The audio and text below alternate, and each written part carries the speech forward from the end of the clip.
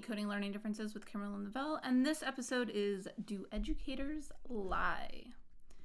So in this episode, we are talking about this idea that the educators that you might be working with are lying. And to me, lying is defined like intentional. There's an intention to it. You're intentionally telling someone something that's not true. And obviously, educators are human like everyone else, and so they're probably going to lie at times, or they're certainly going to lie at times, but hopefully not most of the time, and not when it really matters, right? Not when, if you ask a direct question, hopefully you're getting an honest answer. However, what I do think happens in a lot of different ways is accidental misinformation. And I've kind of noticed it a lot. And in our last, a few episodes ago with Gretchen Wagner, she was talking about neuromyths, and she's talking about this one myth. And I realized I was kind of spreading this myth. And so it kind of was bugging at me. And I was realizing, I had trusted the source that I had gotten it from. And I'm sure that that person had trusted the source that they got it from, and so on, right? Everyone's trusting the other educators who they're getting this information from. And then it turns out it's not actually true. So we are accidentally spreading misinformation. And in that case, I don't want to get into that, but it's not like it's really causing any harm in that case necessarily. Like it's obviously not fully true, which I've always kind of known. It was just maybe based even less on fact than I had assumed, and I hadn't checked. However, there are other instances of this happening all the time. If you listen to the very well-known podcast Sold a Story, they talk in there about these educators being told something from someone else, and they keep trusting it, and then they keep spreading that forward. So parents are hearing it from teachers who heard it from administration, who heard it from the trainers, who heard it from, and they're spreading this information that they think is true because they trusted the source it came from, and it's not actually true. So that's where we get into things often happening and they're not true. I've had that happen numerous times in my career where I had heard something from someone I trusted, thought it was true, and was acting based off of that information that I had been told. Then later, I was told something different from someone else. And now it's like, well, which one is true? And then I have to kind of go investigate and figure out what's true and what is the actual appropriate action that's supposed to be taken here. And there are times where I needed to make some kind of correction in something that I had been doing wrong previously, or that original information was true and the new information was actually the incorrect information. Or there's like a combination, right? There's like, I hear one thing, I hear another, and they're both kind of partially true, but not fully. And taking the time to investigate is really important, but it's also really hard to take that time to figure out if every single thing you're hearing and learning is actually true. You want to be able to trust some sources, but at the same time, the parents and students that we are working with deserve to be told the truth the first time so that they are not assuming the wrong thing. So we kind of have to take on that responsibility of making sure that we are not assuming ourselves to be true, to be accurate, and telling something true that's not actually necessarily true.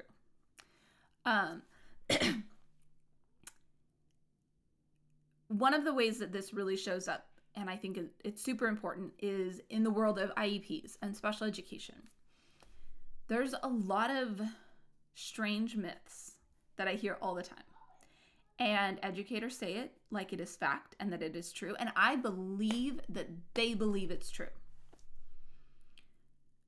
But it is often not. Sometimes it's a particular school's policy that then gets spread and someone acts like it's the law or the way it's supposed to be done or the way everyone does it. And it's not. And that distinction is really important. There was one case where a teacher was saying, oh, no, I have to check all of the progress on goals using the exact same measure every single time. I was like, that doesn't make any sense. Like, why would your objectives have to be exactly the same every time? Like, there's so many ways to write a good goal. And no, like, we were going back and forth, like, no, this really doesn't make sense. You don't have to use the exact same measure every single time. And I understand her, like, that she must have been told that at some point, because how would you show progress if it's not exactly the same? Well, if it's exactly the same, then you have inaccurate information from the testing. Like, you'd have to have different forms of the same to show that progress. But you want to use the exact same every single time.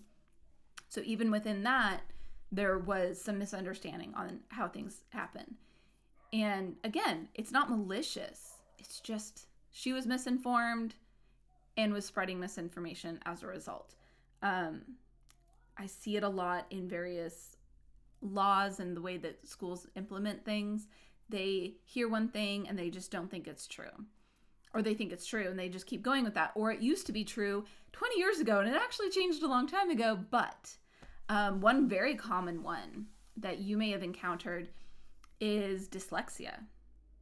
I remember being told for so long that schools don't use the word dyslexia, schools don't diagnose dyslexia, which is true, the diagnose part. However, schools can identify dyslexia, and that is okay to do. And yet most schools won't, because it's a widespread belief that schools are not supposed to identify dyslexia. That's a medical term, and we just look at specific learning disabilities and, it's phonological processing disorder. It's not dyslexia. It's like, and then on the side, a lot of school psychologists say it's basically the same thing, but we can't use that word. But that we can't use that word is not what the state of California says, or the Department of Education federally. It's not what has been said. It's just a common thing that people believe, and therefore they keep following that belief. And ultimately, most of the time, it doesn't necessarily impact the child's education. However, when they're behind on that piece of information, they're often behind on other pieces of information about how best to serve that population and those students. So there's a lot of things, and then you wind up being sometimes the parent educating the school on the things the school is supposed to know and doesn't know. So if you are a member of the school population, double check things. Look into the Department of Education website and what it says about dyslexia and all of that, because you might accidentally be spreading misinformation and you don't mean to. And I know you don't mean to, but it could get you into trouble. And at the very least, it can make parents lose confidence if they're having to educate you on something. So fact check. That is how we combat this, is we check the facts we're hearing. We check the facts before we repeat them. And if at any point we haven't checked a fact because we think it is so clearly, definitely true, we've heard it from everyone, everywhere, and then someone else comes in with a piece of information that's different and says something different, don't just be dismissive and say, no, that's not true. Check it. I think that's the biggest thing that I see everywhere is you've got people with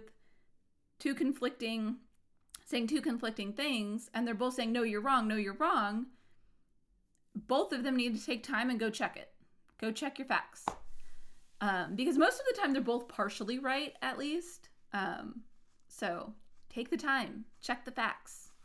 And of course, this is applied to all things everywhere, but I'd been thinking about that in terms of education and how I've seen it in the reading wars stuff, and I've seen it in the IEP stuff, and I've seen it in teacher training stuff. I've seen it so many times where teachers are accidentally spreading misinformation and often to other teachers, because they are trying to be helpful and they aren't checking their facts, because they trusted their source. And I get that. I have so been there, and I will continue to be there, and I will continue to be corrected, and I will continue to do my best to check my facts and right my wrongs.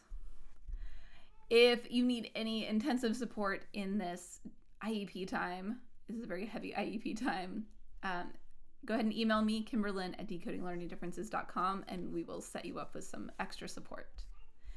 I look forward to hearing from you with stories as well. Again, Kimberlyn@decodinglearningdifferences.com, and I'll talk to you next week.